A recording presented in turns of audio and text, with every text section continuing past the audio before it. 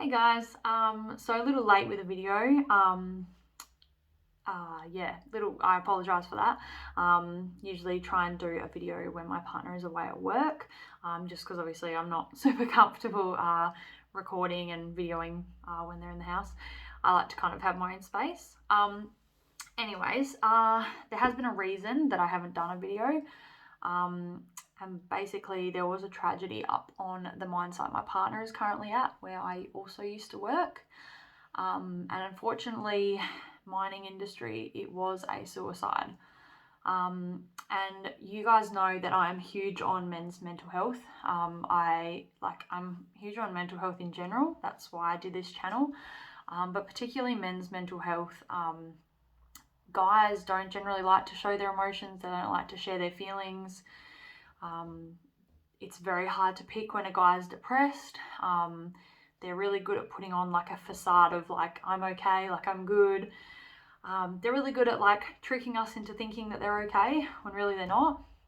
And basically I really wanted to come on here and I guess share the mining industry and FIFO life, like how hard it is for people, why they get into it, and the lack of education that is happening up on mine sites. And it's really important that I do this video because I have been doing mining for the last couple of years, on and off, and there is a huge it's a different world up there, and it's really important that now more than ever, someone's lost their life and it's absolutely devastated the person that has lost their husband, the father of her children, and it's absolutely devastating and heartbreaking to see someone go through that, especially when this person was such a happy person and so happy and genuinely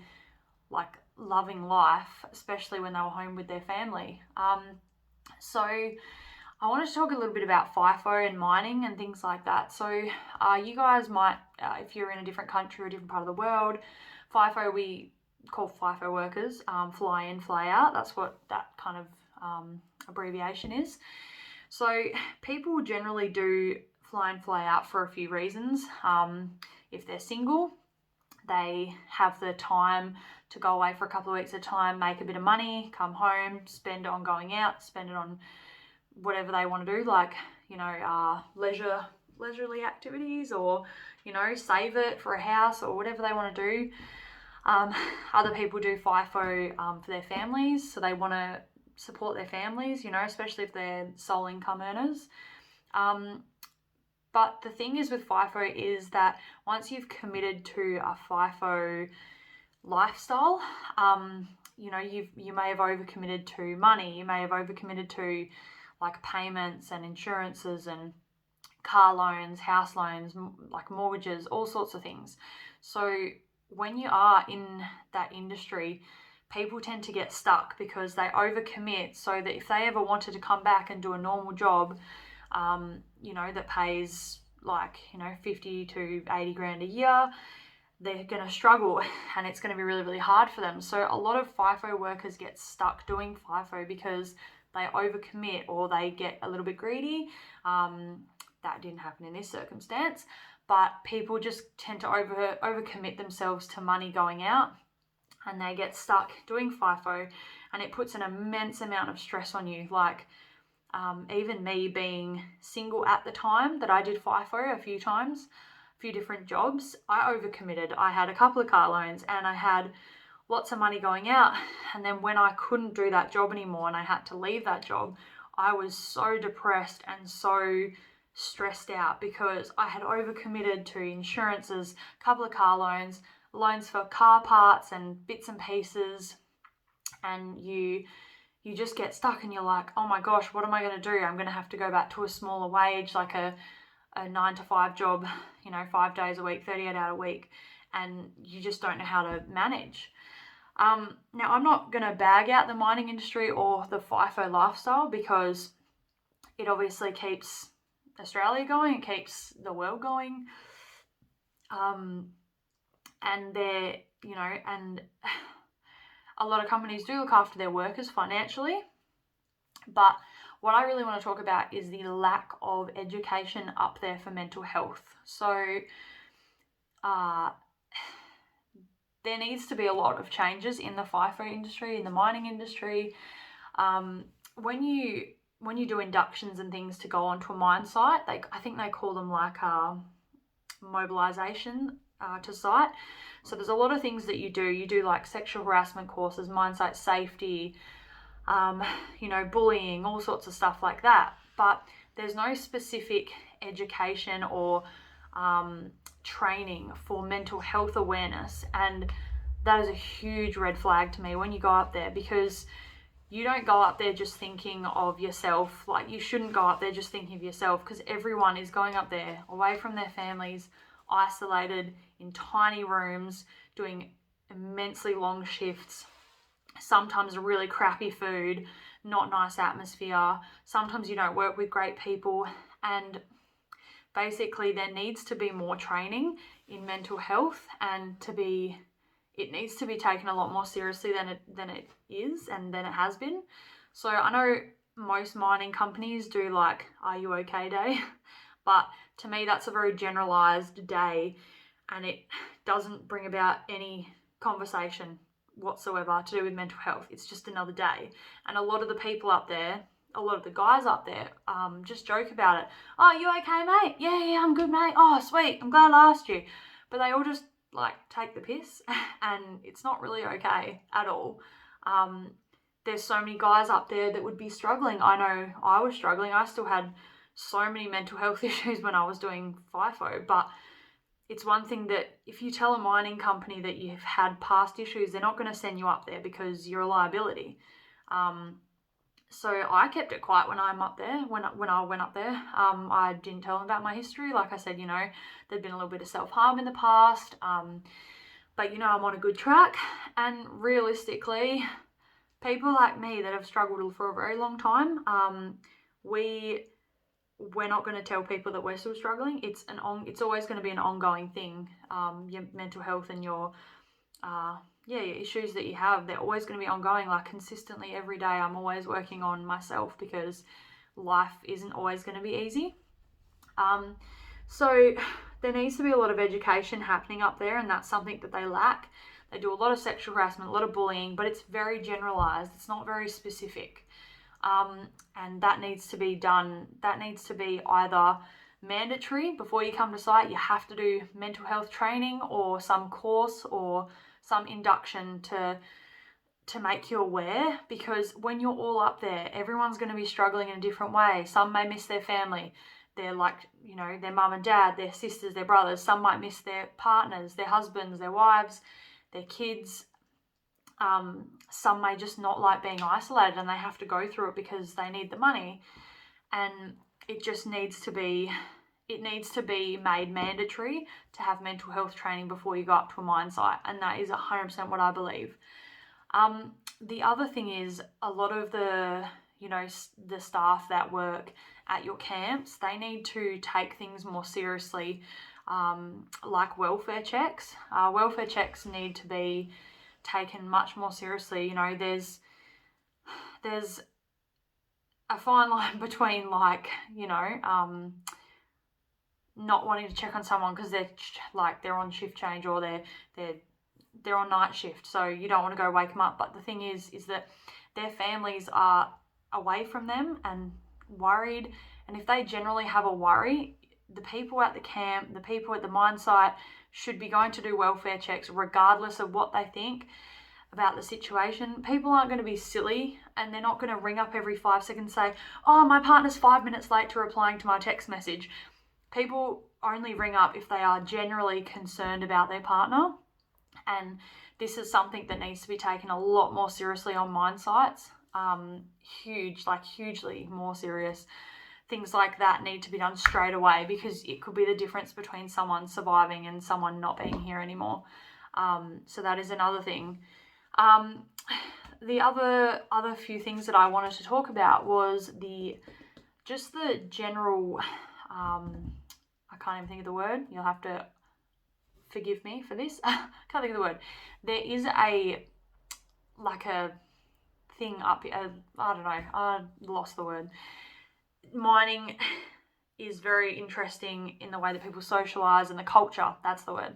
The culture in mining is very, very strange, and a lot of times people and supervisors, superintendents, other bosses, managers, they look past the banter, the friendly banter and the jokes, and they don't know how much it's actually affecting someone. You know, someone could make a very sexualized joke towards someone, and that person can just, you know, oh, yeah, funny, no worries. But really, it could be destroying them inside. And that's the thing, you've got to stick within your cliques. Like, you know, me and someone could have really good banter, but if I take it outside of that circle of just us two, then it becomes bullying and a bit of harassment, because that person doesn't understand our joke, doesn't understand the context of it. And you shouldn't be going with, like, outside your groups. If you guys are going to talk like that up there on a mine site, you guys need to stick within your group and not take it outside of it.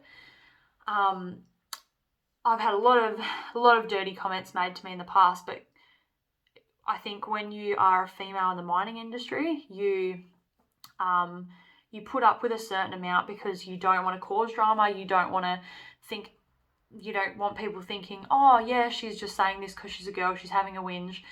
But I have put up with a lot of dirty talk from guys up there, a lot of nasty comments, a lot of really sexualized comments, but you just go, oh yeah, like you just brush it off as a joke.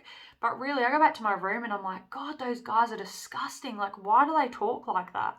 And not a lot of guys like that up there. Like, they don't actually enjoy talking about women in such a derogatory way. But it just becomes the culture up there is to talk dirty about people and to make sexualized jokes. But if you're going to do that, you need to stick within your clique, and not take it outside of that.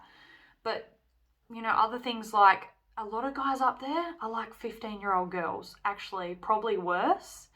There's like jokes to be made, but they make jokes and they target certain people. My partner has been one of those people, but they target people that are really hard workers because they're jealous, and it's absolutely disgusting.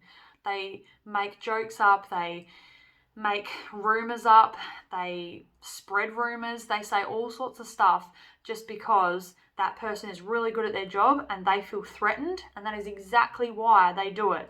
They want to make up jokes and tell someone that, you know, oh, this person did this, or oh, this person doesn't do any work, but you're spreading a rumor that can potentially destroy someone's life. And that's what the guys up there need to realize, is that you can't just make jokes about that, because someone could be dealing with so much stress at home or financially or mentally, and they're not going to talk about it. But you guys just go and make jokes and, you know, like spread rumors, and they don't have to be harmful to you. You can think that they're fine, but to another person, they could be absolutely like the worst thing that they could have heard on that day at that time, and it could be the difference between life and death as well. So there's a lot of issues and a lot of flaws in the mining industry and mining companies. I'm not saying any names, I'm not mentioning any names, I'm not trying to out certain places or certain companies, but there is a huge, huge flaw in the mining system. They think that putting new vending machines in mine sites with healthy snacks and essential oils is going to help. No, that's not going to help. They need to educate people more on mental health. They need to take their workers more seriously.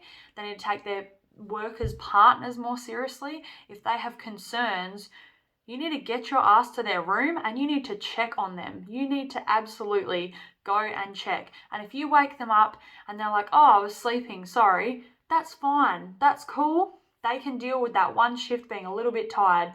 And you just let your supervisor know when you get to work. Oh, sorry, someone just came and checked on me at camp. I'm a little bit tired.